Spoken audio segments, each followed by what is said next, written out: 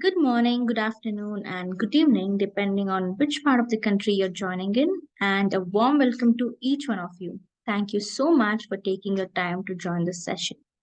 Before we proceed, I would like to introduce our speaker for today, Mr. Abhijit Tripathy. He is an cybersecurity expert with 10 plus years of rich experience in training and consultancy services. He holds various certifications in offensive, defensive, and management areas, including CISSP, Cisco, CISM, Security Plus, CHFI, CEH, and many more. He has been bestowed with the title of top 3 IT security instructors for the Middle Eastern countries in the years 2016, 2017, and 2018. He was interviewed on the Saudi national television for cyber forensics. He is also a registered trainer for all the IT security bootcamp trainings conducted at Saudi Aramco since the past 6 years. Currently, he is working on a project with Qatar's IT professionals to implement Qatar Framework 2022. And without any ado, I would like to hand over the session to Mr. Abhijit. Hi, Soumya. Thank you so much for the introduction. And once again, I would like to welcome all our participants who have joined this session. And it's a warm welcome to everyone here. And as we know, the agenda of this meeting, of this session, is to know more about ethical hacking. And as we know that EC Council, I'm pretty sure that everyone who are present here, you would be knowing about the vendor EC Council. They are pretty well known for providing a lot of different versatile certifications in the field of cybersecurity. And one of their most best-selling training is in the world of ethical hacking is Certified Ethical Hacker. Well, I have been associated with EC Council since I would say more than 7+ years now, and I've seen the rich content of certified ethical hacking, the course, growing with every version. And right now it is the 12th version of Certified Ethical Hacker, which has been successfully launched. And I would definitely like to give a what you call comprehensive information about not only CEH, but we would be starting with a few things like before we even go for certified ethical hacking, what are the prerequisites? What is the benefit?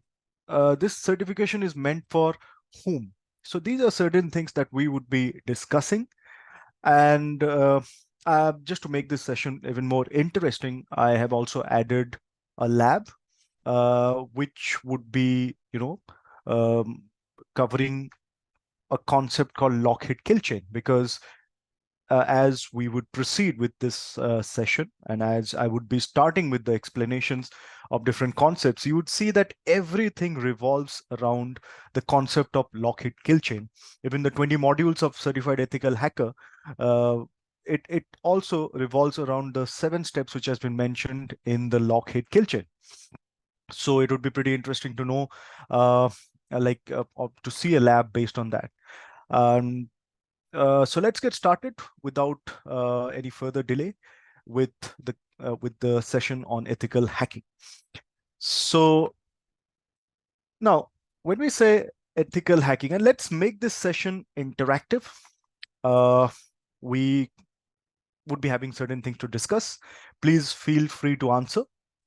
And also, please raise your questions. Either you can mention it in the chat or you can verbally ask questions. So, we can make it more interactive if we have a two-way communication, right? So, as we're talking about ethical hacking, even before we start with ethical hacking, so let's get started with IT and IT security. So when we say IT security, information technology security, that means securing all the IT infrastructures, which can be digital, which can be physical. We say volatile and we would say tangible and intangible information. Tangible is something which you can see and hold, like your laptop, like your servers. Intangible would be anything, for instance, in our case, in the case of IT, digital, in the form of zeros and ones. Not only this, you can see that when you talk about the value of an asset, let's say a computer or a server, it is not only the price of the hardware, but also the content, the software, the digital information which might be there in the server, inside the server. So you can clearly see that a server might be its worth might be $10,000 or $15,000 at the max. However, the content which it's handling, or the data at rest within the server, or data which it is processing, let's say, or data which is in transit from the server to any other place, that might worth millions of dollars. For instance, banking transactions and a lot of other things. So it's always a sum total of tangible and intangible assets, which helps us to find out the actual value of an asset. The same is true for IT as well. Now, uh, when we talk about IT security, that means securing both tangible and intangible assets. Further, if you talk about IT security, it's been broken into 4 distinctive categories. One is called offensive security. The second is called defensive security. Third is monitoring and auditing. And fourth and the final portion would be IT security management. Now, the reason why I'm explaining this is because when we talk about certified ethical hacker, whenever any course talks about ethical hacking, it falls under the offensive category of IT security, because here we are talking about thinking like a hacker. Why? Because we can only implement the right kind of controls only if we know that what are the various ways how the controls can be bypassed or broken. And that, if we want to know, we have to think like a hacker. That is the reason why the courses on ethical hacking has been built. And also, if we want to test that how good our controls are, then obviously we have to work like a hacker, we have to think like a hacker, we have to pen test it, right? So ethical hacking equips us with all the different techniques and tactics which are used by a hacker to hack into any environment. It might be people, process, or technology. Knowing these skills, because we would be using it in an ethical way, like for pen testing purpose, for vulnerability assessment purpose, that is the reason why the term ethical hacking has been used. However, this is not the end of the story, because once you have known all the techniques of hacking, the next thing would be how to defend. Because now you know that, okay, these are the different ways how the hacking can be conducted on people, process, technology, on endpoints, applications, on network, how to defend. So that is a totally separate category where you would be going through courses which would be training you on how to defend, how to implement controls. When we say controls, it can be administrative controls, it can be physical controls, it can be technical controls.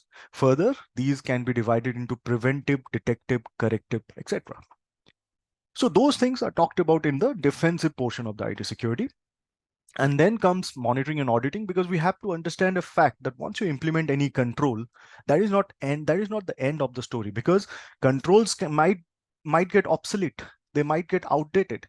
That is the reason you might have seen every now and then for all the applications. A simple example for like you use WhatsApp, so you get new upgrades and patches. For your phone, you get new upgrades and patches. Why is that so? Because the world of IT, and especially when you talk about IT security, it's a very volatile environment. Things keep on changing within 24 hours would be too long, I would say, on an hourly basis. And that is the reason why we have to also make sure that whatever controls we have implemented, we properly monitor them. And another portion of monitoring and auditing is logs. Why? Because there is a term called non-repudiation. That means proving someone's action with strong evidences, like CCTV footage, like the logs which are generated by IDS, IPS, or any other network devices, the logs which are generated by your event log systems, event viewer in your Windows operating system. And there are so many other, every devices, they do generate logs, and we capture them in a centralized location. SIMs are used for the centralized analysis. In today's world, we have SOAR. So all these things, when you get to know about these things, that is what comes under monitoring and auditing. And you can see it's a very important aspect in IT security, because we cannot just simply implement controls and forget about it. We have to constantly keep on monitoring those things. Um, Then finally, we talk about the fourth and final portion of IT security, which is called management. Because the most important thing, because any course, any certification which comes under IT security management, like CISSP by ISC Square, or CISM, Certified Information Security Manager by ISACA, or if you talk about from a standard or framework perspective, depending on what your organization is implementing, we have COVID 5 from ISACA, which is a framework, risk-based framework, or you'd say ISO 27001, which is again a standard from ISO for ISMS, Information Security Management System, and there are so many others. So all these things comes under the management part, or CISO, Certified Chief Information Security Officer by EC Council again. Now, you might have seen that any kind of management related certification would require, there's a prerequisite that you should have at least 5 years of experience in either all the modules, which will be talked about in the course, or in some modules. The reason behind this is we have to understand that how will we manage offensive, defensive, and monitoring auditing if we have never worked on those categories, right? So that is the reason why a good amount of experience is required in all the three aspects: offensive security, defensive security, and monitoring auditing, before we move to management and governance, where we will be responsible for creating the strategic plans. And that definitely requires a good amount of experience. So that is where the management related courses comes into picture. Just wanted to give a quick overview that what IT security comprises of. And specifically, the reason why I explain this is also to know that where CEH stands. Now, certified ethical hacker, or any courses that you would be pursuing on ethical hacking, it falls under the offensive category of IT security, right? So that means this is very important that we should know about it, because what to expect from the certification. The half of the story is already told when we know that what category it falls into, right? That means it would not be talking about anything defensive, nor it would be getting into monitoring, auditing, or anything related to management, but it's a hardcore offensive security certification. It would be talking about hacking concepts. Hacking concepts, how to hack into an endpoint device, applications, networking, how to compromise people, process, technology. This is what we can expect from the certification, right? So moving further, what would be ethical hacking? As I've already mentioned, you can say ethical hacking involves an authorized attempt to gain unauthorized access. This is one of the most important thing. This is what differentiates hacking from ethical hacking. It says authorized attempt. Now, when we say authorized attempt, that means we would be first of all taking permission from the organization where we would be performing the ethical hacking or pen testing, as we'll get to know in the upcoming slides. It's not like we would be simply getting into the organization and we'll get started with ethical hacking. There are certain paperwork which needs to be done. Some of the agreements that we would be signing is a non-disclosure agreement, get out of the jail policy. And also the most important thing is what is the, I would say, how much hacking is to be performed. That means we would not be simply getting into each and every of their networks or endpoint devices. We should know that what are the things, what are the infrastructures we have to perform pen testing on. So these things are pre-decided, whether it should be an announced pen testing or unannounced pen testing. Who are the people in the organization who would be in loop with us while we'll be performing the pen testing? All these things will be pre-decided, and then based on the criteria which would have been agreed upon by both the parties, we would be starting with the pen testing. That is what ethical hacking is all about. It's a controlled hacking, authorized attempt. And moving further, when we talk about ethical hacking, it comprises of VA and PT. VA stands for vulnerability assessment. That means finding the weaknesses. And pen testing, PT stands for pen testing, which is exploiting the vulnerabilities that we might have found. Both the things have been well talked about in the ethical hacking class, certified ethical hacker. Now you can see that first of all, we would be starting with vulnerability assessment, because as long as we do not know about the weaknesses, how are we going to exploit the weakness? Like, for instance, within a network, there might be many different systems. You would be starting the first step. Think like an hacker. What would be your first step? You do not know anything about any systems which are there in the network, or you do not have any idea about what is the network all about. So you would be starting with footprinting, gathering information, or there is a military term which is used, which is called recon or reconnaissance, so that you can get to know about what are the systems, what is the network all about, how many subnets are there, what are the IPs, what IPs you can reach, what are the ports open in those IP addresses, what are the services which are running. And then you'd also like to know that out of these different services which are running, is there any service which is pretty outdated?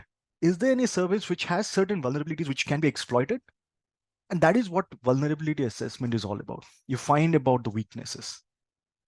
So that is the reason why, first of all, VA comes into picture. And then we go for PT, because we need to first of all find out the weaknesses.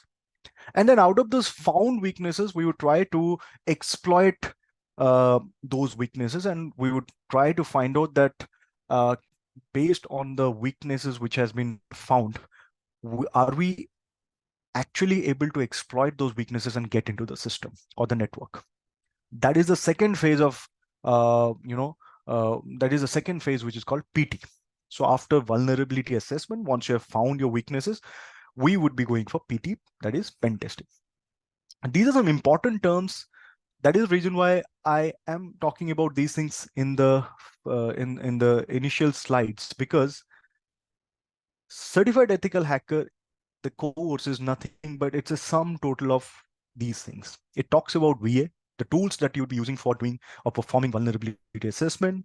Then further, it talks about PT, the tools that you would be using for pen testing on different assets. Your asset might be a website, a web server, a database. It could be an operating system. It could be a network, or it could be a mobile phone, or it could be cloud. And also it talks about Internet of Things. I'll get into the chapters in a while, but first of all, let's get into some more terms. These links which I have shown here, not to worry about these, because as I mentioned, once I complete the entire thing, I would be bringing it all together with the lab. So that is where I'll be using some of these links as well, which I've mentioned here, and you will see that how we can benefit from the mentioned links and other things. Moving further, then comes pen testing. Pen testing, it's pretty clear now that by the time we would have reached the pen testing phase, we would have already known about the weaknesses, and now we are trying to exploit it. However, you see, VAPT sometimes is considered as, when we say we want to pen test, or we have got a contract for pen testing, that means they're talking about VA and PT together. So it can be, if you see, I've given a brief about the different types of pen testing: white box, black box, and gray box pen testing. What is a white box pen testing? So white box pen testing means that the organization would have already given us with all the footprinting related information. That means we would be already knowing about, okay, this is the network, these are the IP addresses, this is the website, this is the IP address of the website, and some more internal information, which are footprinting informations, initial information, like information about network, how many subnets do you have, what are the protocols in the routers which has been configured, types of firewalls which you might be using in your organization. And the company wants us to do a pen testing or hack into these assets after we know these informations. So what could be the reason of doing white box pen testing? The reason is that the company wants to know that if there is an internal employee, because in today's world we have a lot of insider attack. If you go through some important, some well-known, websites on cybersecurity, you'd see that every time there would be an article of an insider attack. That means an employee who has been already working in the organization was the main reason of the attack. Even if you talk about in Saudi Aramco, one of the biggest oil companies, if you talk about the 2012 Shamoon attack, it was later on found that it was someone internal who actually planted the logic bomb. which ended up, in millions of dollars of loss because it was an overwriting virus, and almost 40,000 plus systems data was overwritten. Unfortunately, they did not have backup for that. So millions of data information was lost, and it was an insider attack. So that is the reason why the company wants to know that if there is an internal employee who has this information, how much damage that employee can cause to the assets of the organization. And that is the major agenda, the motive of white box pen testing. Black box means we would not be giving any information. You have to start from scratch and you have to do pen testing. Why is black box done? It is done again to find out that if someone who is not an internal employee, not an insider, from outside, who knows nothing about the internal network, IPs, etc., assets, how much damage that particular person or hacker can cause. So in black box, we won't be giving any information, and we'd expect the hacker to first of all do an OSINT, open source information gathering. That means gathering information from publicly available sources and using those if he's able to get into the company's network or steal some information from company's server, etc. Then comes gray box. So gray box is a mixture of white and black box, where generally we use gray box if we do not have a, sometimes it is not that we need to do pen testing on an entire organization, but it can be just on a small application, or it could be just on few computers. So in that case, we need not to give all the information to the hacker whom we have hired to do pen testing. We would be giving customized limited information, and based on that we would expect the hacker to perform the pen testing. So that is called a gray box. It's a midway between white and black box pen testing. These are the major terms which are used in pen testing. However, the most frequently used method is white and black box. These are the two most frequently used pen testing methods which are used. And I think now we know why, because there's a different motive of doing white box and there's a different motive of doing black box pen testing. And both are equally important, isn't it? So as I mentioned that we're talking about ethical hacking. We're talking about pen testing done in an ethical manner. So you can see these are the phases. There are 8 phases for pen testing. We start with pre-engagement analysis. This is where all the documents are signed, non-disclosure agreement is signed, and a lot of other documents are signed between the pen testers and the organizations, on which or on whose asset we would be performing the pen testing. Once everything is done here, then we would be because there are certain points, because I very closely deal with my team when we are doing any sort of pen testing, because my area of expertise is, VAPT and cyber forensics. So we have to be very clear, because it's not only protecting the company's asset, it is also protecting us, ourselves, the pen testers. Because we also have clause that we mention the organizations proactively that, if you have any assets, please make sure that before we do pen testing, remove any critical data which might be there in those assets or in those networks or in those applications. Because we have already mentioned, you have signed in the agreement. So when we are doing pen testing, if we still find anything critical, that won't be our fault. So these are certain norms which comes under get out of the jail policy, right? So which both parties have to agree upon. So that is the reason why the pre-engagement analysis is very important. And also we need to know the state of the network or whatever assets we'll be doing pen testing. We also would have to decide on whether we are going for a white box or black box pen testing. So all these things are done here.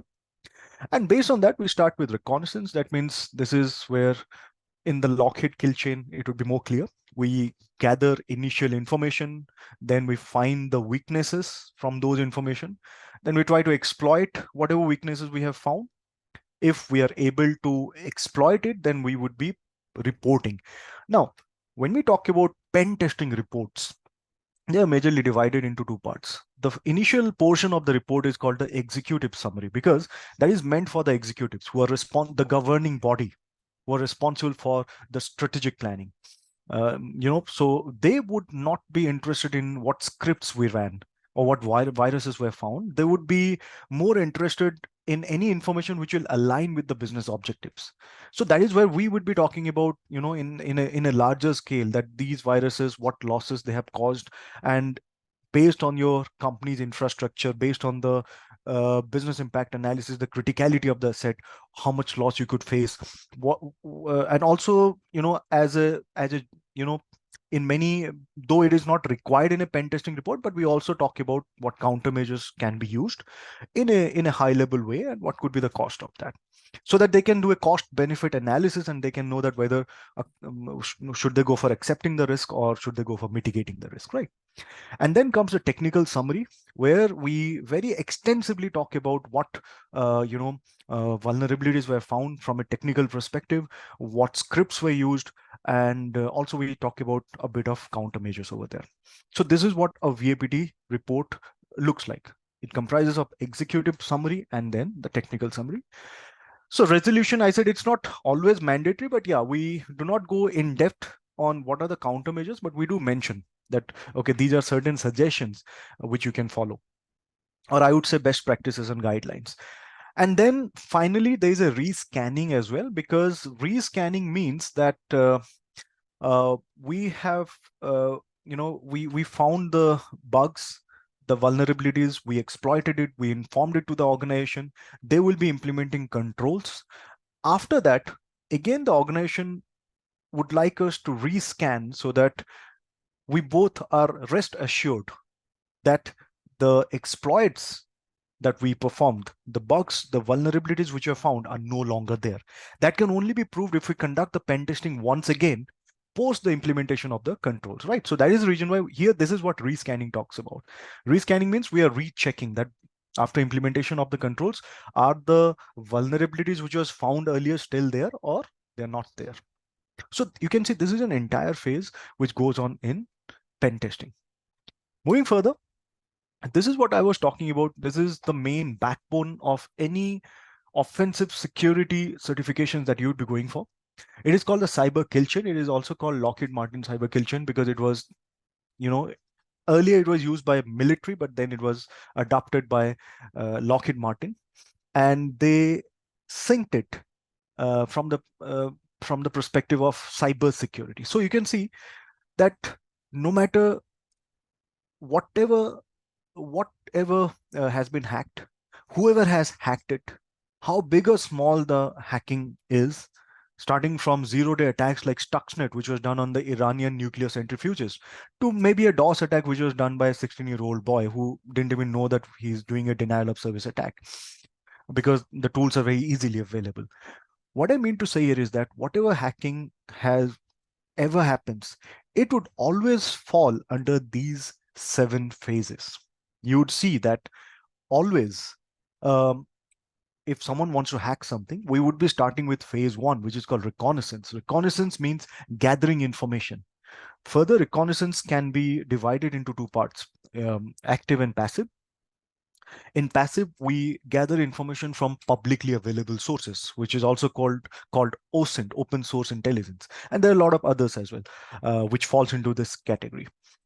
Active means where we are actively sending scripts, where we are directly in contact with the asset which we want to hack into and trying to gather information. This is more dangerous as compared to passive, because the chances of getting caught in active reconnaissance is way high. Like for instance, in the lab which I'll be showing you today, we will be using Nmap to get to know that what are the ports open in a computer, in a system, in the network.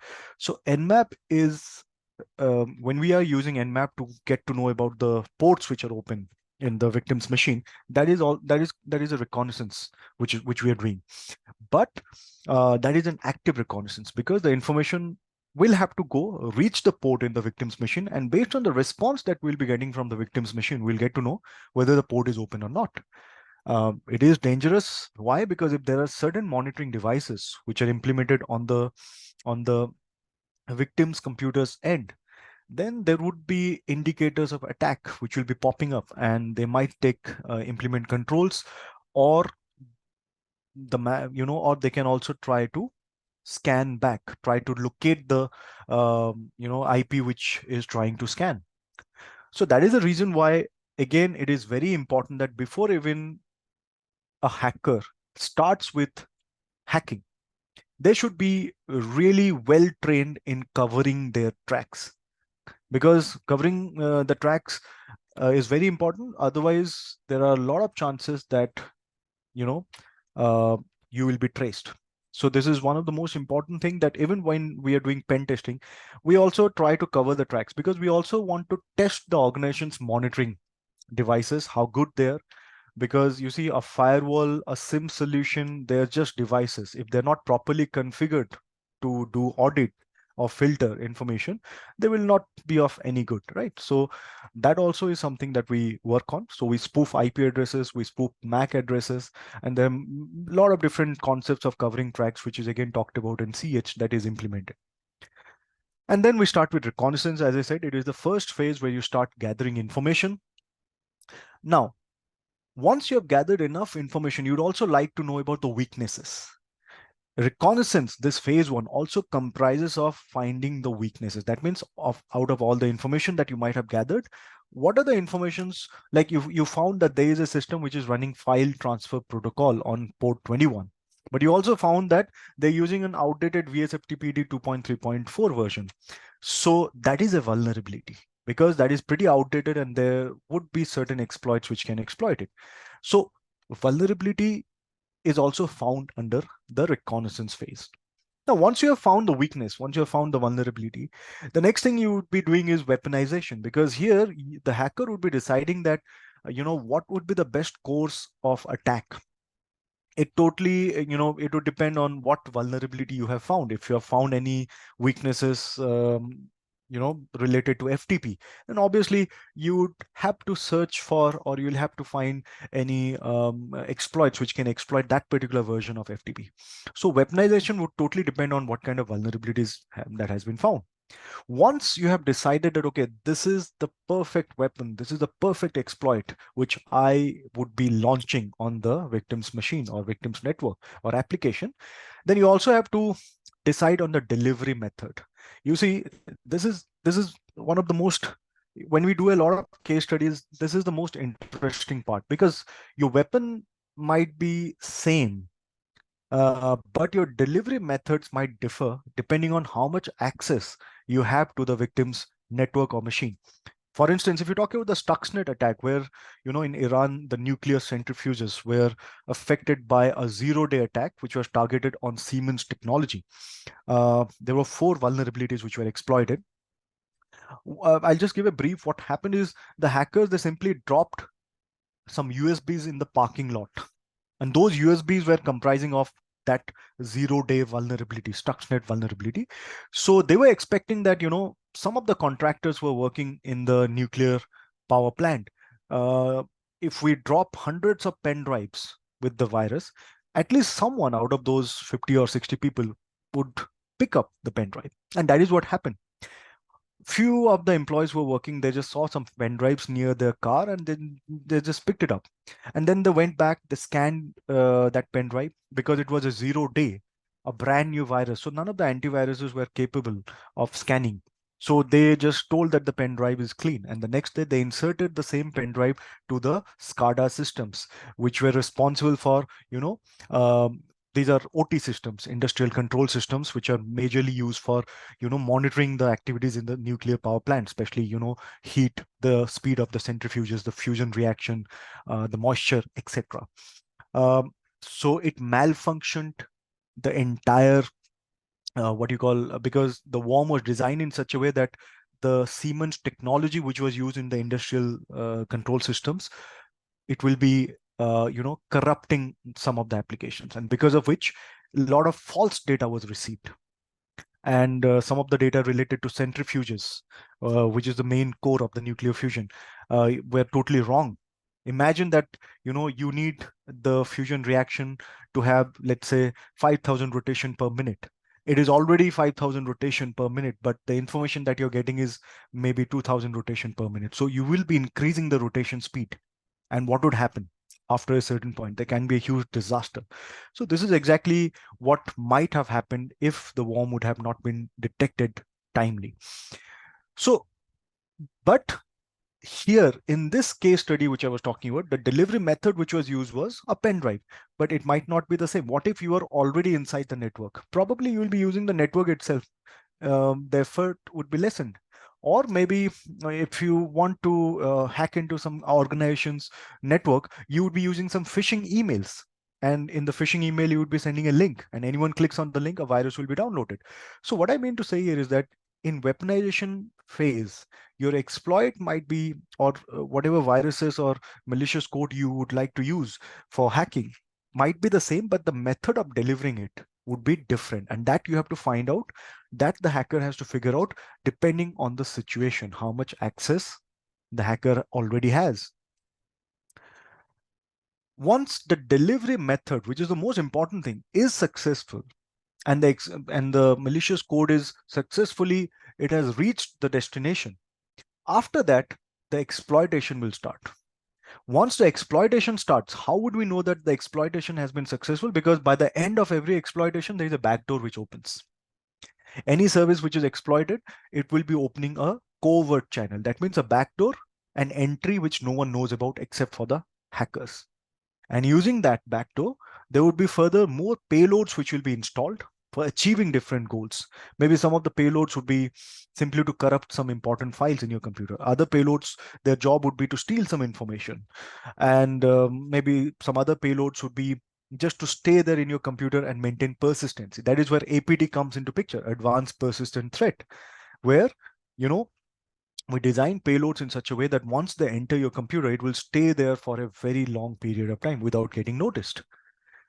And then once phase 4 and 5 has been achieved, then finally we'll have command and control. Obviously, if everything goes well for the hacker, then the best thing which would happen is the hacker gets command and control over the system or the network.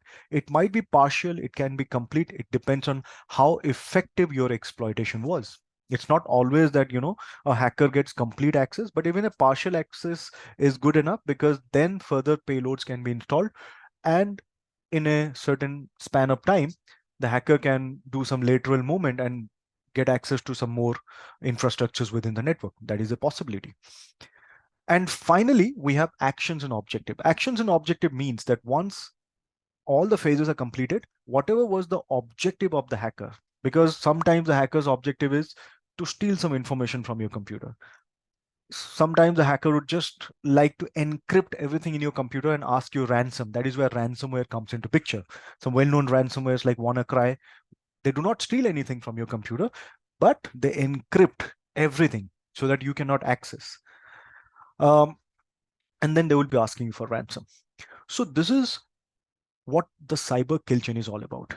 It's very important to know about this, because as I mentioned, any courses that you would be pursuing in offensive or defensive security, because offensive security will talk about how to achieve these phases for people, process, technology, endpoint, application, and network.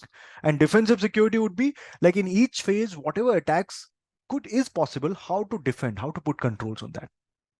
So you'll always come across cyber kill chain. You'll always be referring to cyber kill chain. Even if you talk about cyber forensics, even in forensics, when we try to find out indicators of compromise or tactics, techniques, and procedures which are used by the hacker, we also have to relate to cyber kill chain, and we have to find out that, okay, in reconnaissance, what was the method which was used by the hacker?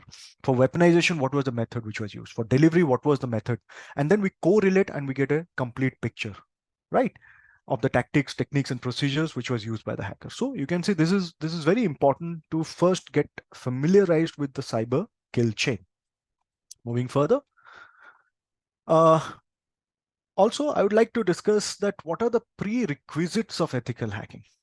Well, by now I think, as I have been always saying that, when you hack into something, it could be either an endpoint, or it could be an application which is running on the endpoint device, or it would be a network which is connecting the endpoint devices. Because the entire world of IT can be narrowed down into endpoints, applications, and networks. You talk about cloud, you talk about anything, they're comprised of applications, endpoints, and network. So for ethical hacking, obviously we should have a good knowledge about endpoints, applications, and network, and then we'll learn how to hack those. So that is the reason why programming languages like Python would be very useful, because Python has a huge library of dedicated uh, codes and commands which are already ready-made, uh, and which you can use for creating your own scripts. In my CH classes, I show some labs, especially on buffer overflow, where we see that how the Python language would be helping you to just like 4 to 5 lines of scripts, and you can achieve some really good access to vulnerable systems. Knowledge about Linux is very important, because in a while when I'll be showing you the platform called Kali Linux, which has 1,000+ tools for performing ethical hacking. It's Debian based, it's Unix based. So Linux commands, especially Bash script is very important, because using Bash script, you can run multiple commands in one go if you're good at scripting. So even in my CH classes, even though these are not mentioned in the ethical hacking, but we do learn about these things, because my major agenda during my sessions, which I take, is that we should be familiarized with what is going on in an industrial scale, in an industrial level, not just stick to slides, because slides, they talk about an ideal world, but you also need to know that how it's actually done in a real world. So Bash scripting is very important, and it's very useful. It saves a lot of time for you. Database, good knowledge about database is very important, because we have SQL injections, we have attacks related to databases. So obviously, first of all, we need to know about databases. Problem solving and critical thinking skills, obviously, this would be there, because um, we are already working in IT field, and I'm pretty sure those who come for a certification, they already have good knowledge on their own field. So this won't be an issue. Computer networking is very important, because network is like the highway, it's the roadway. If I have to send an attack, an exploit, it will go through the network. So there are a lot of possibilities, a lot of different attacks which can be done on the network. Uh, that is the reason why the basics of network, especially the OSI model, and all the important protocols which are used in these models, it should be very clear. Even in CH, we talk about the basics first, and then we go for looking at the attack. Uh, Computer skills should be there. Basic knowledge about hardware should be there. And reverse engineering, I would not say you need to go in depth. However, you should know the basic reverse engineering. But even if you don't know, not an issue, because in CH, it is not very highly talked about. However, it's there are a few things, like when we see an exploit code, or when we write a code in Python. So maybe in reverse engineering, we can analyze that whether there is an obfuscation which has been done, up to what level it's been done. So there are certain things, but it's not that much required. Even if you have not worked on reverse engineering concepts, that's okay. Uh, Cryptography is important. Again, saying so, cryptography, the basic knowledge, for example, what is asymmetric, what is symmetric algorithms, what is the difference between encryption and hash. These are certain basics which, if you know about, would be good. Otherwise, it's okay, because there is a dedicated chapter, which is the module 20 in CH, which talks about cryptography. But most importantly, you should have a good knowledge about at least Windows and Linux operating system. Some programming languages, if you know Python, that would be really good. If you do not know about it, not an issue. But a good knowledge about operating systems like Linux and Windows and networking is very, very important. Right. So moving further, we talk about, because we're talking about certified ethical hacker, specifically this certification, which is like a hot selling product in the world of ethical hacking. So it's a 5 days course. We would need at least 40 hours to complete this. And if you talk about the examination, it would be a 4 hours examination. In the examination, all the questions that you will be getting, they're all multiple choice questions, and 70% is the pass mark. However, examination, as I said, that it's not practical oriented examination. They will be definitely talking, there would be technical questions, obviously, but there would be no labs in the examination. However, when you talk about the training is hardcore lab based. And I think that is what makes it pretty, I would say, very interesting, because when you will be going for the CH certification, it would be coming with courseware, where you will be having all your modules. It will also be comprising of all the tools that you will need in the entire training. And also, there is a separate iLab which EC Council provides. And we, being ECIs, EC Council certified instructors, we really work hard to make these labs more, based on real life situations. And there are a lot of contributions from CEIs like us. So recently, one of the most interesting lab which we'll be finding in CH is buffer overflow, and some of the codes has been designed by me. And there are also, you'll find a lot of other labs, especially with social engineering and all, which has been, again, an image file execution is a new lab which you will be seeing in the near future as well. um, there are thousands of labs, and especially the iLabs are interactive cloud environment where the lab is already set, and they're very interactive because we have also made sure that instructions are there. If you forget any step, you can also check for the steps. And EC Council has also taken care of, uh, the access which will be provided, because the training might be for 5 days, but these iLabs which you'll be getting, you can access them for good 6 months. So that means you have plenty of time to complete all the labs in the iLabs, and many we'll be discussing in the class as well.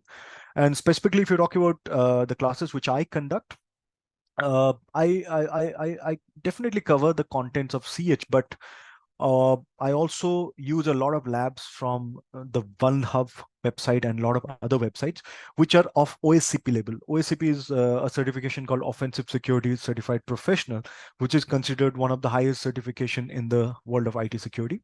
So generally, I use those labs because, if we blend it with the labs which are there in the CH, I think it becomes just amazing, because you get to know about the entire concept of ethical hacking, and all the nooks and corners of ethical hacking can be covered if we blend the entire thing.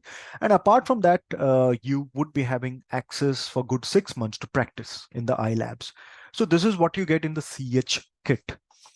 Moving further, as I said, that when you talk about ethical hacking, we start with reconnaissance, scanning, then we gain access, we try to maintain persistency, we stay there, because the longer we stay, the more information we can steal. And then finally, covering the tracks. Covering the track starts in the beginning when we hide ourselves, and at the end, before we leave the system, we have to make sure, we call it anti-forensic. Anti-forensic means we'll try to remove each and everything which can work against a hacker or help tracing the hacker. That is called covering the tracks. Now, when you talk about CH, as I mentioned, that CH is again based on the entire 7 phases of Lockheed kill chain. You'll see the initial chapters of CH, like module 1, it talks about introduction to ethical hacking.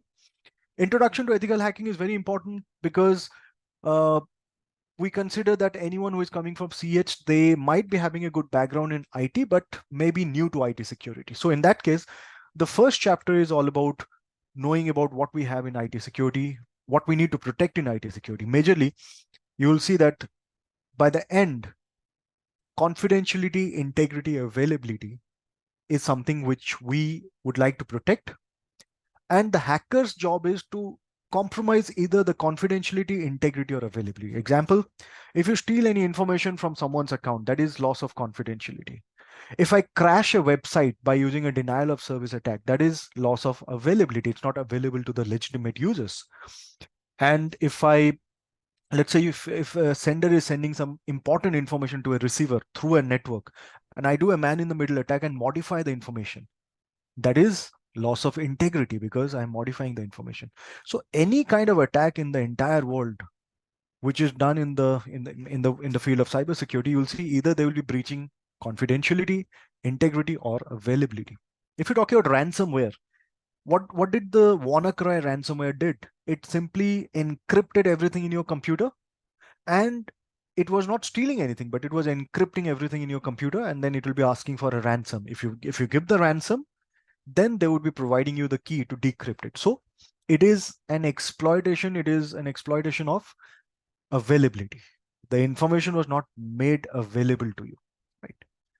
So these are certain things. And also here in the introduction, we'll be talking about IEEE, identification, authentication, authorization, and accountability, some terms like non-repudiation, and other important terms like black hat, gray hat, hackers, white box, black box, pen testing, a lot of other things, because these are most important terms and jargons which we'll be also coming across in the upcoming module. So those things are covered in module 1.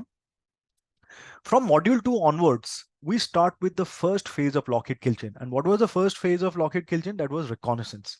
So module 2 talks about footprinting and reconnaissance. That means all the techniques you can use on endpoint, application, and network to gather information, first-hand information. Further, it is carried to module 3, where we talk about scanning networks, because network scanning itself is a huge thing. There are a lot of things which goes in the network, and how to exactly extract those informations using different scanning techniques, that is dedicatedly talked about in theory and in practical in module 3. Again, we're in the reconnaissance phase. Further, we go for enumeration. Now, in my classes, in many occasions, people would say that what is the difference between scanning and enumeration? So you see, we have to understand that scanning means you found something. That okay, when you scan, you found that okay, there is an IP 192.168.10.20, for instance. That is what scanning is. You found those things. But enumeration means getting more information about the found stuffs during your scanning phase. That means you found 10 IP addresses. That is the end of your scanning phase. That means you scan the network and you found 10 IP addresses. Enumeration would be that further getting more details about the IP address. That means what are the ports open in the IP address? What are the services which are running on those ports? What is the version of the services, for instance? This information is enumeration. That means getting more information, in depth, end-to-end information from the things that you have found during your scanning phase. That is what module 4 is all about. Moving further, module 5 is vulnerability analysis. This module talks about finding the weaknesses in an application. It talks about finding the weaknesses in an endpoint device. Tools like Nessus, tools like what you call um Acunetics, Nikto, they have been talked about, and you will be also using it in a hands-on way in a lab in vulnerability analysis. And now you can see, starting from module 2, 3, 4, and 5, they were all dedicated to the first phase of lock, hit, kill chain, that is reconnaissance. This is where a reconnaissance is completed. And then we go for weaponization. Obviously, in weaponization, you will be trying to find out that what are the attacks which are possible. Then you'll be talking about delivery method. In CH, majorly they focus on the weaponization phase. That means what are the possible attacks you can do on an endpoint device, on an application, and on an network. So majorly they talk about this weaponization phase. That means all the possible methods of hacking. So obviously, in that case, first we'll start with the endpoint devices. This is where system hacking comes into picture. In system hacking, we talk about, they have a very extensive lab on system hacking, where plenty of different ways of hacking into a system, different operating systems has been talked about, including Linux, Windows, and many different concepts has been talked about. So this is one of the most interesting chapter. Obviously, we have created a separate module for malware threat, because there are many different types of malwares, many different types of viruses. We have polymorphic viruses, we have cavity virus, we have rootkit virus, we have kernel viruses, and we have multipartite virus. There are so many different forms of viruses. So that is the reason why we have, and also there are many different techniques: obfuscating a virus or encrypting a virus, binding the virus with some legitimate documents or pictures, example. So there are many different methods using which we can hide the virus and send it in such a way that it does not get detected by the perimeter devices. So all these concepts with lab are talked about in malware threats. Again, a very interesting chapter. Then we move to network, because chapter 6 and 7, they were majorly talking about all the attacks that you can do on endpoint devices. Uh, in network, first of all, we start with sniffing, because in sniffing, uh, it is a method using which we can find out what are the information which is flowing through the network. And there are many different ways, many different tools to do that. So, here we will try to use tools to gather information about what kind of information is going through the network, and we'll try to decrypt them. We'll try to make and we'll see that whether they make any sense. That means we'll more or less try to do a man in the middle attack. Now, module 9 talks about social engineering. Social engineering is targeted on on people. There are many different ways of doing social engineering. There is a technical way and there is non-technical way. We'll be talking about both. There are tools like set tool, and which is called a social engineering toolkit, which is included in the lab environment in Kali Linux. We'll be working on that. And there are many other different methods, like how to create a phishing link, how generally through an email a phishing link is shared. Differences like, there are so many different ways of social engineering, like shoulder surfing, spam, spam, smishing. What is the difference between phishing and spear phishing? What is the difference between tailgating and piggybacking? What is a man trap? And a lot of other things would be discussed in this particular chapter, because there are more than 20 plus ways of doing social engineering, and we'll be talking about all these things. And this is one of the most dangerous thing, because uh, you know if you configure a machine, it will perform exactly the way it has been configured. But human beings, they can be manipulated, and that is what social engineering is all about. So that is the reason why it is the most used technique by hackers. Module 10 it talks about denial of service and distributed denial of service. It is an attack which is used to compromise availability. So what are the different methods of doing denial of service? And this is one attack which can be done on endpoint. It can also be done on applications, and it can be done on network as well. So we'll be talking about how it is done in these three categories and what are the tools and techniques which are used. That will be talked about in module 10. Then we talk about session hijacking, because session hijacking again would be, when you're sniffing through the network, you come across multiple information. Some of them would be some certain sessions. So there are ways using which we can manipulate the sessions, and we can get hold of, on behalf of the user, we can get hold of the application or the communication or the conversation which might be going on. With Internet of Things coming into picture, session hijacking is again one of the methods which is going to be used very widely to manipulate the information or the command that has been sent from the user to the whatever asset the user might be using. Maybe a car, maybe a washing machine, maybe air condition, maybe CCTV camera. So how it is done, that we'll be seeing in session hijacking. Also, as we know, perimeter devices we have intrusion detection system, firewalls, and honeypots. So we would be finding out different techniques to evade firewall, because there are certain rules in firewalls which would be there, but there are many different methods using which we can fool the perimeter devices and get into the network.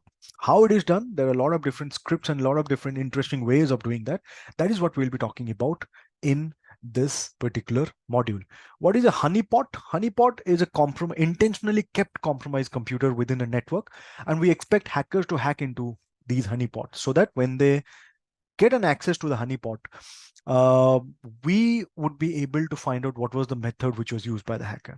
And honey nets are also used to divert the attack. That means the attacker will think that he is in the original network, but in reality, the attacker is in a fake network which has been created by the creators.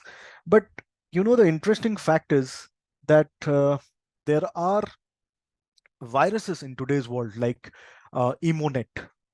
It has been found that when this virus was detected, it was found that when the virus was capable of detecting whether it's a honeypot or not. If it finds that it's a honeypot, it will stay dormant. It will not do anything. But if the virus gets into an actual network, and if it is able to detect it, then it will start with its spreading its payloads. So how amazing is it? So devices are all the protect firewalls ideas, they're also evolving. Their rules are also evolving. Hackers are also evolving. As you can see from my example of Emonet, you can search after the session about Emonet and old gremlin. These were the new found viruses during the COVID phase, and pretty interesting case studies. Moving further, now what old gremlin used to do, I'll just quickly mention about old gremlin as well. You see, in Windows 10 we have the Windows Defender, which takes around 7 to 8 seconds to activate itself. So what old gremlin virus would do is it will enter the computer or the system, and then it will create a persistency. It will create a covert channel within those 6 to 7 minutes, 6 to 7 seconds. And then Windows Defender will get activated, it will detect it, and it will eliminate it. So for the user, the user feels happy about the fact that there was some malicious code which was detected and eliminated. But what it doesn't know is that in the first 5 to 6 seconds, a covert channel has been already created. So you can see these are also certain techniques which are very widely used. And there are a lot of case studies which I also make sure that, I discuss during my classes, because this is what is happening in the real world and we should know about it, apart from, knowing the content. So module 13, it talks about hacking web servers, 14 web application, and 15 will be talking about database, because 13, 14, and 15, these three modules are interrelated, because on a web server, you would be hosting a website.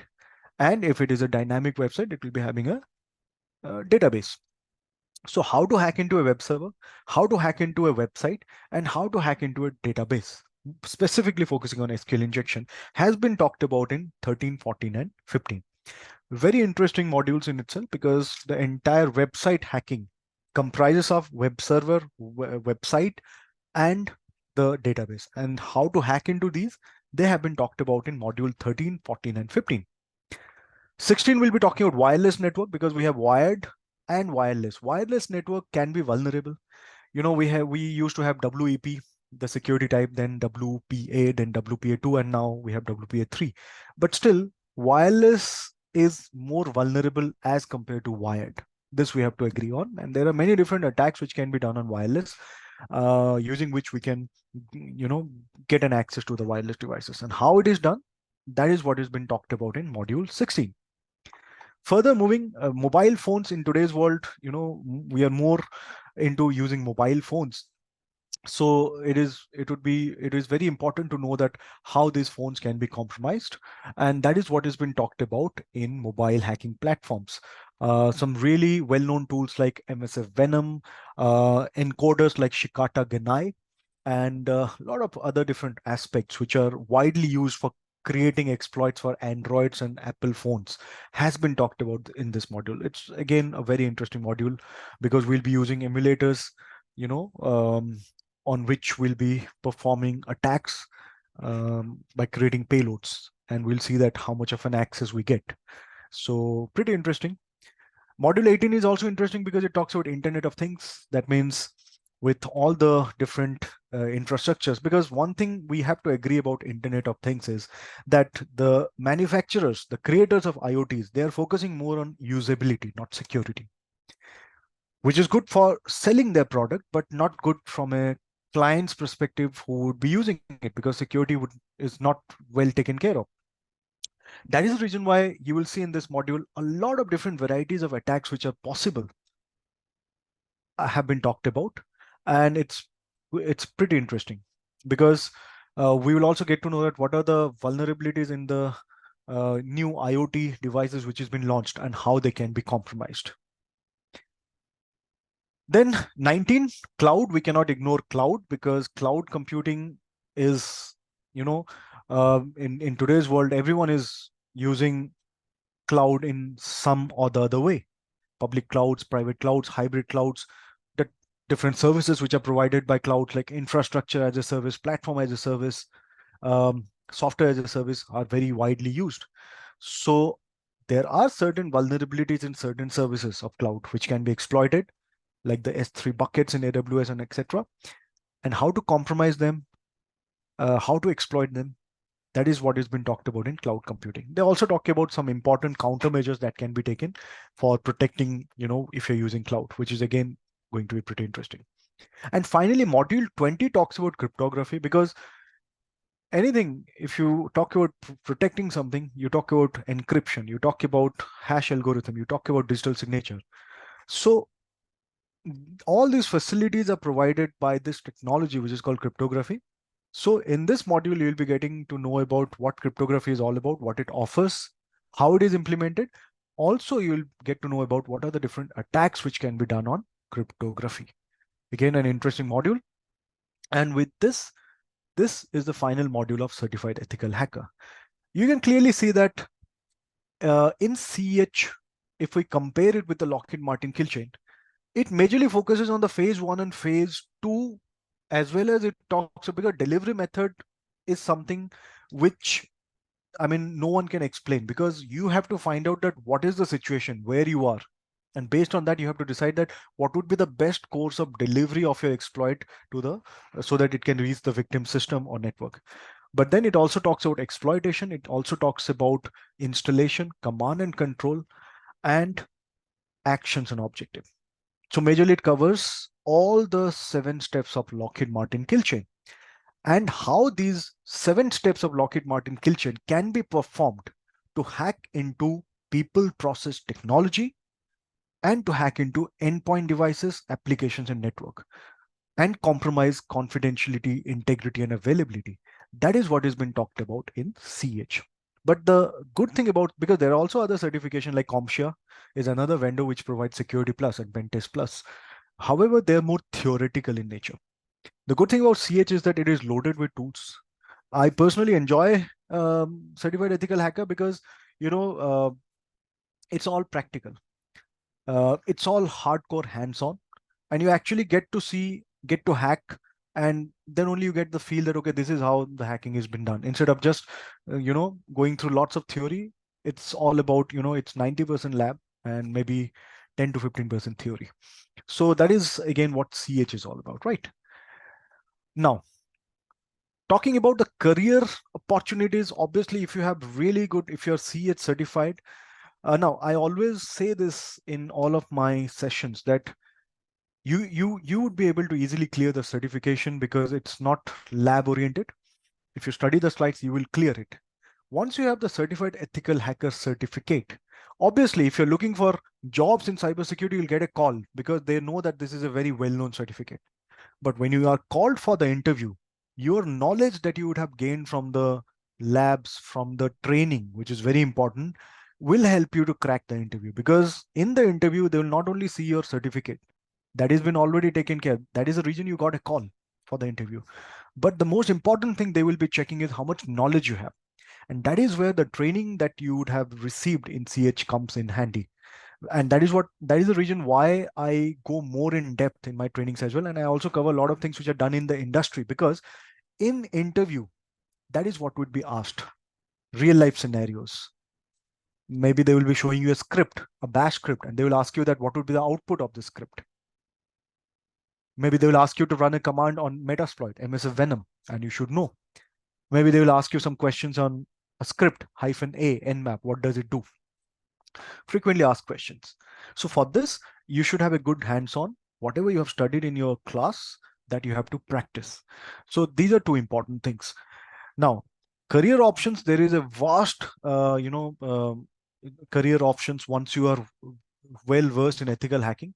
You can be a pen tester, you can be a vulnerability assessor, because it's not always that someone who is doing, because we say that segregation of duty.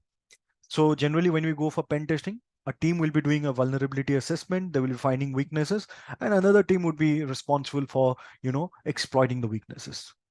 You can be a security analyst whose jobs are majorly to analyze and produce report which will be contributing to the risk assessment. And I would not say only risk assessment, but to the entire risk register, where all the assets, the possible risk to confidentiality, integrity, and availability, and the level of the risk is maintained. You can be a security consultant, security engineer, architect, who will be designing, what you call a secure architecture for the company. This is again to a tactical, this is more tactical in nature. So that is the reason why for becoming a security architect, along with CH, you would also need to have a good knowledge about the offensive, the defensive part as well. Like, okay, if this is the attack, then how can we defend? And information security manager, again, if you talk about security manager, again, you should also, along with CH, have good information about defensive part of security, and also a bit of monitoring, auditing. And it's always good if you have a good certification in management, like CISSP, as you know, is one of the highest certification in when you talk about in security management. You can also go for CISM, Certified Information Security Manager, provided by ISACA. So these are generally expected. But yeah, if you only have the certification like CISM or CISSP, you will be considered, but there would be more chances of you getting into these positions if you would have some offensive security certifications like CH, for instance. The reason why, because they would also like to know that does this person have any certification which goes into hardcore hands-on, except just, not theory, but hardcore hands-on. That is the reason why, CH, this particular certification has a value in the market, because it goes into core hands-on, all labs. So that is the thing. And if you talk about salaries, well, you can see these websites which I have picked up. These are trusted websites, well-known websites. And you can see that these are the salaries which, you can bag if you are into ethical hacking, if you are into pen testing. Uh, because you see, it's always demand and supply. There's a huge demand for pen testers. There's a huge demand for, ethical hackers worldwide, but the supply is less. The quality supply is what I will talk about. So that is the reason why, if you have pursued a good training, you have gained good knowledge, you have good hands-on experience, and on top of that, you have certification, then definitely, the sky is the limit, is what I would say. Because in right now, there is a huge demand for people who can work as pen testers who have hands-on experience in cybersecurity. I've already mentioned about some of the certifications here. Uh, After CH, it would totally depend on how many years of experience if you have, but you can go for some other certifications like CISSP, which is from ISC Square. Maybe in some of my other sessions, I would be more extensively talking about these certifications one-on-one individually. We have CISM from ISACA, which is Certified Information Security Manager. CISA, which is specifically to know how auditing is done, which is again important. And obviously we have SANS, GISP, which is GIAC Information System Security Professional Certification, which is very well known worldwide. It has a huge demand, especially if you want to pursue a career in information security. SANS undisputedly is one of the best again. But however, you can see that, as I mentioned, CISSP is one of the highest certificate in the world of security management. The reason behind this is, out of these certification, CISSP is the only certificate which has been approved as equivalent to masters in cybersecurity. And that is the reason why the certification has a huge demand again in the market. And not only that, the reason it has been accredited equivalent to masters is because all the 8 modules and 21 chapters, they comprise of everything that is required for a master's in cybersecurity. It fulfills all the required criteria, and that is the reason why it has been awarded as one certificate which is equivalent to master's in cybersecurity. So this is about it, and this is about the certifications, and this was about certified ethical hacker, what you can expect, what is ethical hacking, what are the jobs, what are the salaries you can expect. And based on whatever we have discussed, as I mentioned, that I'll be showing you a quick lab, which will give you a glimpse of what kind of things you can expect when you are pursuing a certified ethical hacker, training. This is just one out of many labs that you will be coming across. I selected this lab because we talked about the Lockheed Martin kill chain. So you can see that this is a platform which is called Kali Linux platform. Obviously, it's not the most updated one, but I have a lot of commands which I have saved into this one. But there are a lot of variations. Parrot is there in the market right now. Now, what is Kali Linux? Let me quickly, log in and show you the platform. So you can see this is a one-stop shop for all the ethical hackers. A lot of other platforms are also there, but you can see there are thousands of tools in just one platform which can be used for conducting pen testing. And also we use a lot during our forensic investigations as well, because it has a lot of forensic tools as well. Right now, I'm taking an example of a situation where I am doing an internal pen testing. Internal black box pen testing. That means I have been put into a network. I do not know anything about the network, but I'm inside the organization. I have to first of all start with the first phase of Lockheed Martin kill chain, that is reconnaissance, gather information, find out if there is any vulnerability in any of the computers in that network. And if there is, then I would try to exploit it. So real quick, let me quickly show you this demo. So in this case, I'm using, first of all, let me see what is the IP address that has been given to me. So the IP address which is given to me is 192.168.129.130, which is a C-class public IP. Using a command, there are many different ways of doing it. I'm using NetDiscover. I would like to scan the entire network now. And I would like to find out that what are the other IPs in the network. If you remember, I mentioned the difference between scanning and enumeration. Right now, what I'm doing is scanning, not enumeration. Scanning has been completed, and you can see these are the IPs which has been found. Let's say I select this particular IP address. Now what I'm going to do is, it is called enumeration. I would like to know that what is the operating system running on this IP address? What are the ports which are open on this IP address? What are the services which are running? This is what enumeration is all about. For that, I'm using a command in Nmap, which is called aggressive, which is called an aggressive scan on this particular IP address. There are many different kinds of Nmap scans. There is full open scan, there is still scan, there is XMAS scan, there is idle scan, there is UDP scan, because not all services run on TCP. And all these things are discussed in the CH session. So let me press enter. So you can see when I did this aggressive scan, it shows me that these are the ports which are open. Aggressive scan is a special scan which runs a lot of scripts, and it gives almost an entire biodata about the IP address which we might be scanning. So let us wait for the aggressive scan to complete, and let's see what all information. You can see there's a whole lot of information that we are getting. Now you can see, for instance, it says that port number 21 is open, FTP is running, file transfer protocol is running, login is allowed, and it is using a version VSFTPD 2.3.4. Now you can see, if I start from here, I believe that VSFTPD 2.3.4 is pretty outdated, but I'm not sure about it. So what I can do is, I can also use, you can see, a vulnerability assessment tool like Nessus. Here, just to save some time, I've already performed a scan on this particular IP address. Just a moment here. Let me log in.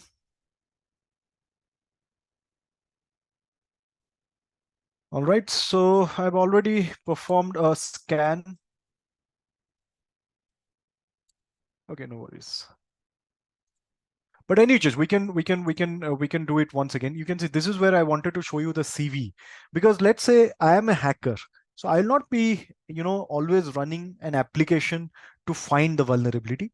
Now CV, which stands for Common Vulnerability and Exposure, you'll see what would happen. If I simply paste here that, okay, is there any vulnerability related to VSFTPD 2.3.4, and I submit it, even if I'm not running Nessus or any vulnerability assessment tools, it clearly shows that yes, in the year 2011, there was a vulnerability by the code 2523, and there's another one by 0762. These are the vulnerabilities which are found.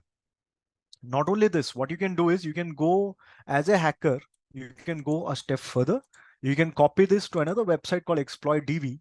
And if you search, you go to ExploitDB, you search, and you simply put the CV name here, and you click on search, it will show you the corresponding exploits which are possible. You can see these are the two exploits. You can also download the code from here. And one says that the exploit is already there in Metasploit. And the good thing is Metasploit is already an inbuilt platform in Kali Linux. So what I am trying to show you is that how the hackers can use different utilities which are already available, but it is not always that easy. Many times we have to do a lot of extensive searches. We have to write codes from our end, but this is one of the easiest labs which I'm showing that this is how the entire thing is done. It is a possibility, and these are the links which gives you a lot of information about vulnerabilities and exploits. Now if I relate it to Lockheed kill chain, now whatever we have done till the point we found vulnerability, this is reconnaissance, this is the end of reconnaissance. That means I have found a weakness. This is weaponization, because this is the weapon which I know that I will be using. The next thing is to find out the delivery method. You see, I've already announced in the beginning that I'm already inside the network, in the same network, as you can clearly see, and that is the reason why I was able to ping the IP address. So the delivery would be through the network. which is pretty easy in this case. If it would have been outside the network, then I would have downloaded the exploit, encoded it, attached it into some non-malicious stuff, and would have created a phishing link. I would have tried to steal the official email addresses of the employees and would have tried to send them this phishing link, expecting that any one of them will click and download the exploit. So you can see the delivery method changes with the circumstances. Right now, what I'm going to do is I'm going to use MSF console. MSF console is the command to open Metasploit. Metasploit is an entire framework which is inbuilt in Kali Linux machine, and it has thousands of exploits and payloads which are already there. And we can also add more exploits and payloads to this platform. It gets updated from exploit.db. And there are many different ways actually. It's not always, as I said, that this is just a demo. It's not always as simple. Many times we have to create codes, we have to write scripts. And that is what I also show in my CH sessions, that how not only relying on the ready-made tools, but creating something of your own, which is very, very important in the world of IT security. But this one is just a quick demo on how the things are done. So you can see once the Metasploit framework has started. Now you can see this, as I said, that the Kali Linux, which I'm using right now, it is not the most updated one. I also have the most updated one, and the number of payloads and exploits in that is way much more higher. So here, what I need to do is I need to search. I need to search for VSFTPD 2.3.4 because we just found that Metasploit has an exploit related to VSFTPD, and the command that we can use to search is VSF. We use search and whatever words or keywords that we want to search for. Let's see if it can detect any exploits. Otherwise, we'll have to download it from the exploit DB or from other sources. Let's see. So it shows that there is an exploit here, which is available. But you can see that this exploit was found in 2011. That means the company has not paid any attention on security of their assets because it's a very old exploit and they're still using the old service or version of the service in their computer. This is what happens if you're not constantly monitoring and auditing, you see. So what I'm going to do is I'll be writing use exploit, and then I would say show options. It already knows that it will be exploiting port number 21 where FTP is running. I'll also have to mention that set our host. Our host would be the remote host. Remote host means the victim's machine IP address. And what would be the victim's machine IP address? We have already found it in our reconnaissance phase. And I believe it was 192.168.129.134. So let's paste it here. This is the remote host. And now you see if I go to show options, the remote host IP address and the remote port is already there. That means the exploit, Metasploit knows that this exploit will be sent to which IP and on what port. Now, let's say exploits are generally used to open backdoor, but once the backdoor has been opened, I would like to get a complete command and control over the computer. So for that, I need to see what are the payloads which are available. So this payload, from my previous experience, I know that it would be giving me an interactive session with the computer. Will it be a root or not? I'm not sure about it. That we will see once we have succeeded with it. So I would say that set payload. That means all I'm trying to say is once my exploit is successful, use this payload. And let's see if there's anything else we need to mention. We will go for show option. I think everything is okay. So now we are going to exploit. So once I click on exploit, whatever exploit and payload we have decided will be sent on port number 21 to the IP address 192.168.129 and 134. Let's see. So here, something to notice is my exploit was successful here. Because in Linux, if you're getting a user ID 0 and group ID 0, that means you have root privilege. Once the exploit opened a backdoor, Then the payload that I used, because it was meant to create an interactive session. It found a shell, and because of the success of the payload, I'm getting a session which has been established. I can do a lot of things using this. You can see these are all the directories in the victim's computer. If I use if config, you can see that I am inside the victim's machine. And if I use the command who am I, it clearly shows that I am root. That means I got root privilege to the victim's machine. This is where the lock-hit kill chains command and control phase, which is phase 6, and action and objective is also completed, because my objective was to get a root access to the victim's machine, which I got.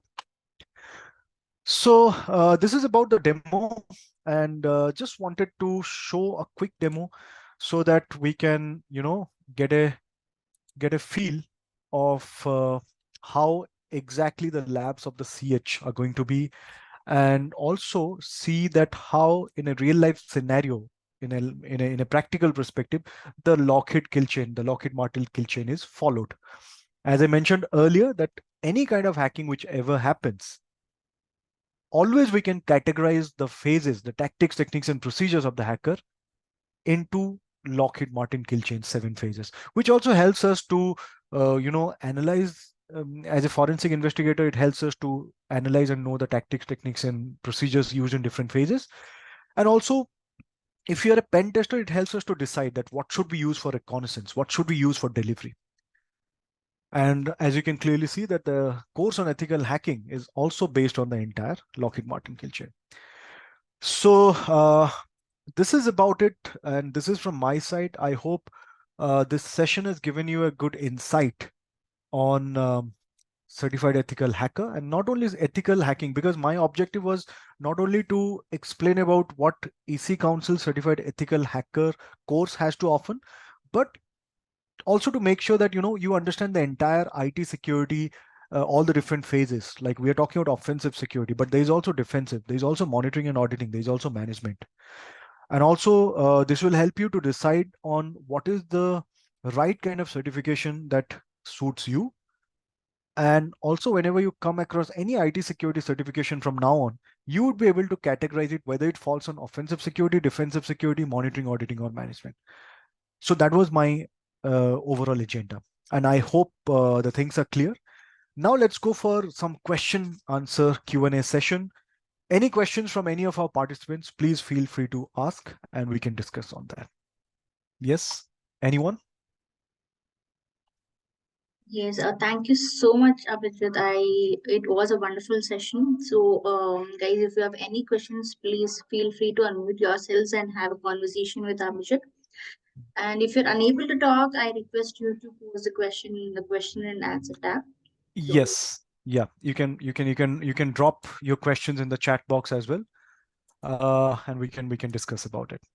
great, we have a question. Yeah. Do we require a certain set of skills in order to take this course? From Arshad. I'm not able to. I think I. Yeah, okay, come. I'm not able to see the question. It's okay. I'll read it out for Okay. you. Yeah, Okay. if So what was the question? If you could please repeat the question. sure. Do we require a certain set of skills in order to take this course? This question is from Arshad. Yes, Harshit. So you can see that in the beginning, if you see this particular slide, so I was talking about what are the prerequisites of if you want to become a good ethical hacker. So Harshit, you see, as I mentioned that when you talk about hacking, let's forget about the ethical aspect. Let's talk about hacking in general. What will you hack? You will be hacking into an endpoint device. It can be a phone, it can be a laptop, or you will be hacking into an application which is running on an endpoint device. It can be a website, it can be any software which has been installed, or you will be hacking into the network which connects these endpoint devices. So endpoint, applications, and network. So if we want to learn how to compromise these three categories, so first of all, we need to have a basic background and understand, like if you talk about endpoints, so we should have a good information knowledge about hardwares. Uh, if you're talking about applications, web, we should have at least some good information about, web server, websites.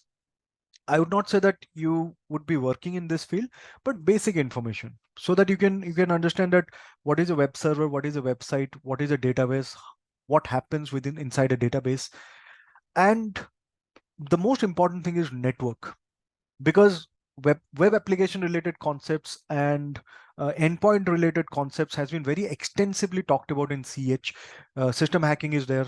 There is malware attacks, which are two dedicated chapters with lots of practicals. And once you go through these labs, you'll be very clear about the endpoints and applications. But network is something we need a prerequisite. That means you should have basic knowledge on networking, especially the OSI, open system interconnection, the 7 layers, and some important protocols like what is a DNS. Because if we do not know what does a DNS do, then when we'll be talking about DNS poisoning attack, that will make no sense. If we do not know what does a DHCP does, then DHCP starvation attack, when we'll talk about that, will make no sense, right? So a good knowledge on networking, which is not even tough. There are a lot of YouTube channels. There are a lot of free online courses which talks about the basics of network. Or you can pursue good certifications like Network Plus from CompTIA, which is one amazing certification. It doesn't go in too much complications, but it covers all the important aspects that you need to know from a network perspective. It is called Network Plus, and it is provided by the vendor CompTIA. You can also go for that certification, or you can simply purchase the book and you can read it. But a good knowledge on networking is very important. And also, if you're good at programming, maybe C, C++, I think in all the schools and colleges now, Python, C, C++, these are some common programming languages. Just the basics, if you know, that is more than enough, right? So I hope this answers your question, Harsit. I can see there is another question from Okpala. If you So Soumya, if you can, yeah, pleasure, Harshit. Yes. Yeah, so Harshit says thank you Harshit for the question. Tush, I'm not able to see the question from anybody else. Uh, I think someone is. Oh, so the first participant, Okpala, I think there's a raise hand, Yeah. but So I don't I'll think allow to talk. there's Yeah. any speaking option. Yeah, Yes. yeah. Yes, Okpala. If you have any questions, you can talk now. Yeah. Hi, Okpala. Can you hear us? I mean, if you have any questions, please feel free to ask. The audio has been enabled for you, so please go ahead if you have any questions. Yes, I we saw that you have raised your hand. Yeah, I think. Please feel free to. Hello. Yeah. Hi, Okpala. How are you? Yeah, I'm okay. I'm okay. Great. All right. Actually, I've actually listened to your sessions, and I must confess that you're indeed a great guy. Thank you so Thanks much. for Thank you so much. yeah, thanks for the little knowledge. Actually, my question goes this way. How long will it take us to actually enroll in this section? What's the cost, and when are we going to start? Mhm.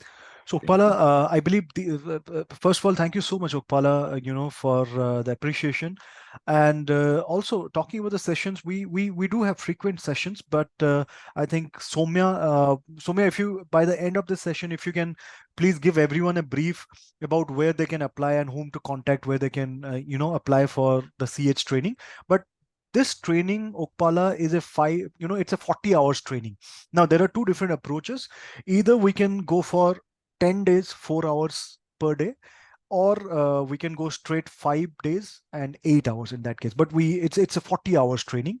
Now the approach is different, because so far whatever trainings I have been delivering, it is we break it into 4 hours per day, so that whatever we complete in the class, you practice, and then the next day you will have questions.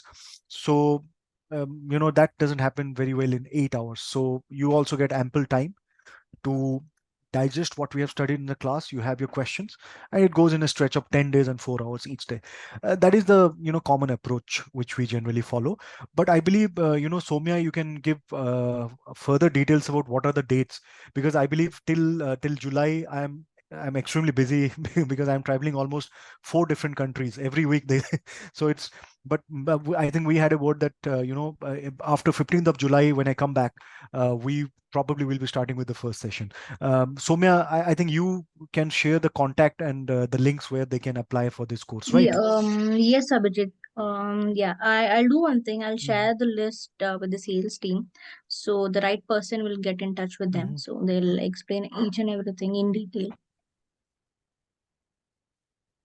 A Mhm. concerned person Mhm. who is Yeah. who's So that, looking after ethical hacking courses, yeah. I'll straight away give the details to Mhm. them. So they will call you, or maybe tomorrow. Mhm. Yeah, so All right. Okmala, so you'll Hello. get a call from a KnowledgeHut team. So don't worry. We'll explain you everything in detail about the course and training.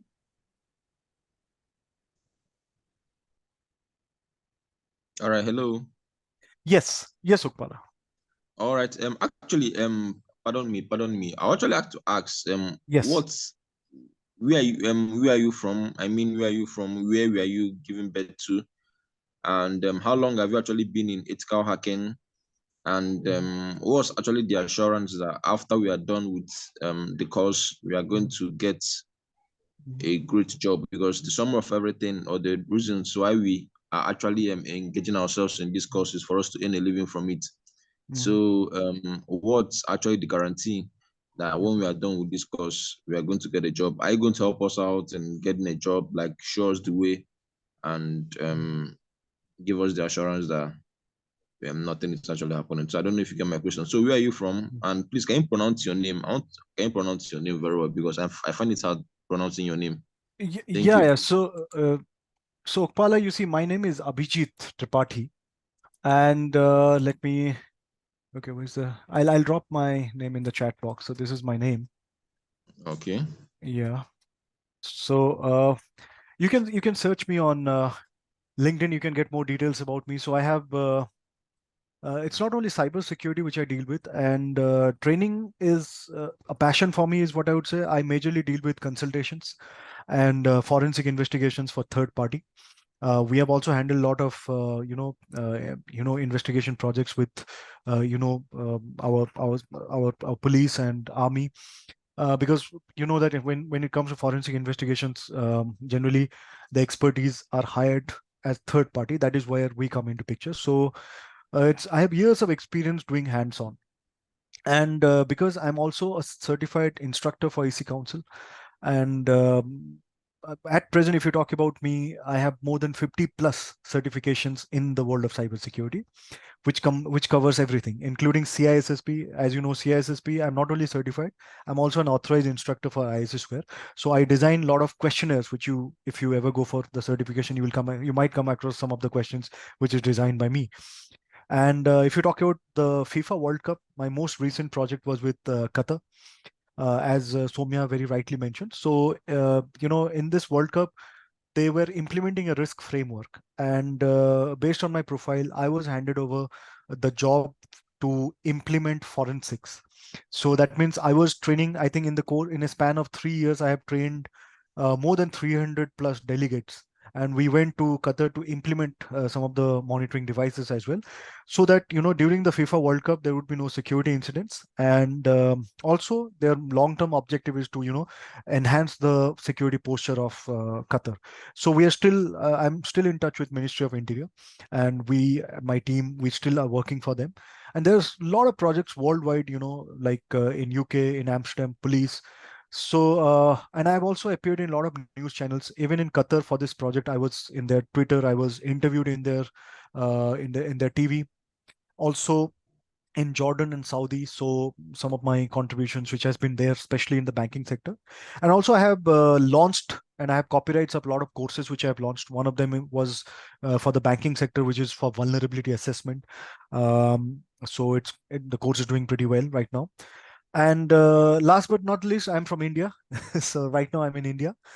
But with the kind of job which I do, I think I've traveled almost all the countries. But Okpala, where are you from? Which country are you from? All right. I'm from Nigeria, Africa. I have been to Lagos. I have been to I, Lagos. Yeah. are you serious? Yes, I have been to Lagos. I have been to Kenya. I have been to Ghana. I have been to Addis Ababa, Ethiopia. And in Ethiopia, the coffee which you have, that is Cafe Tomako. Cafe Tomako is my favorite. Every time someone goes there, or if I go there, I pick I pick packets of this coffee.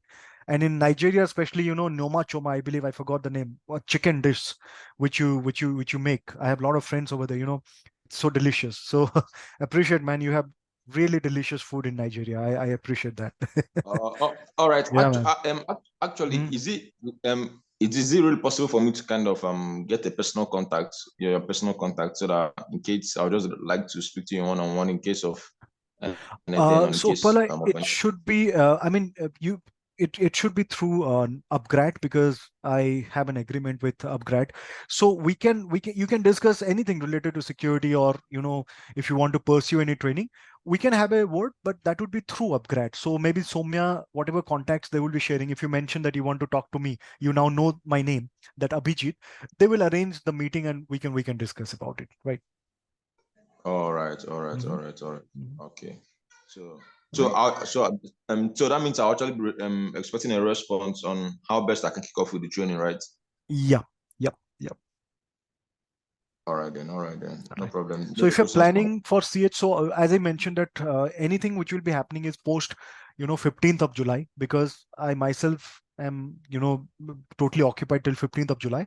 So there is still plenty of time, and you can have discuss with Somya upgrad, and they would be having sessions, so you can enroll yourself.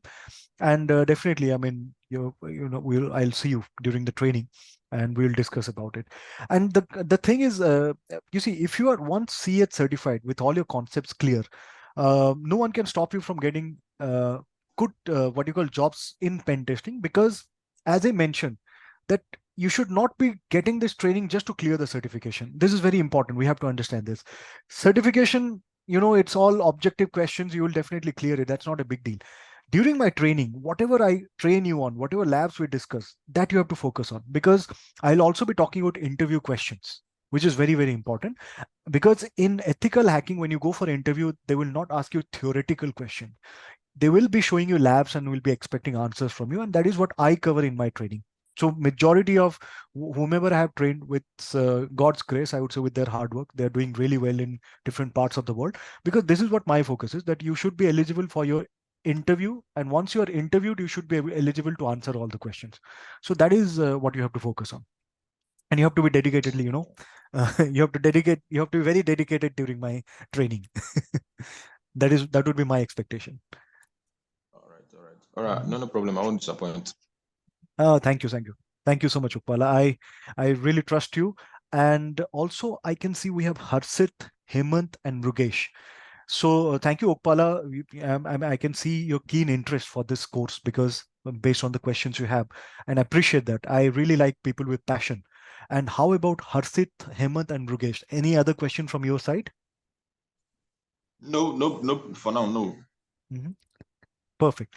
So actually, there are some other participants as well. I was just thinking if we can. So Soumya, will it be possible to enable audio for Harsit, Hemant, and Rugesh if they want to, verbally ask any questions? Sure. I'm Mhm. doing that. Yeah. Yeah. Ashit is asking, sir, can we contact you through Gmail? Harshit, I'm extremely sorry, but please contact me through upgrad. Uh, I mean, even through upgrad, we will be having similar sessions, and you can definitely reach me. You can contact me, uh, but not through personal emails as per now. But I think Soumya, easily meetings and sessions can be arranged, right? Yes, Yeah. yeah. Even if I would be traveling, then whatever time zone I would be there, we can coordinate, and we can discuss. That won't be an issue. So will I be seeing Harshit, Hemant, and Rugesh in my upcoming CH class? What do you think, guys? Will you be participating in my July session? What do you think? Yeah, we will. Perfect. For me, I will. Great, Okpala. See you then. You said July 15th, right? Yeah, post July 15th, and you will be notified about the session. All right, I'm actually of the opinion that we should kind of get a reminder. We should kind of Yeah, get a I think, reminder. yeah, you will be getting definitely from upGrad. They will be arranging that. All right, then I think that is it. So I believe all the questions has been answered. So we'll call it a day. And it was a real pleasure, especially, but I haven't heard from Mukesh and Hemant and Harshit. I have already heard from them. So Mukesh, is there any question from your end? All clear? So the audio has been enabled. If you want, you can also use the audio to ask your questions. All clear? Okay, then. So let's end this session. Once again, thank you so much, everyone, for your active participation. And see you in the near future in one of the ethical hacking sessions. And let's have fun with the session. With these words, I would like to conclude. Thank you so much. Take care. Stay safe. Bye-bye. Yeah, thank you so much everyone for joining the session. And of course, you'll get a call from our KnowledgeHut team very soon. So I'll share all your details to the concerned team, right? So Perfect. also please visit our KnowledgeHut website and get registered for other masterclasses if you're interested. And we'll see you in the next sessions. Yeah, thank you.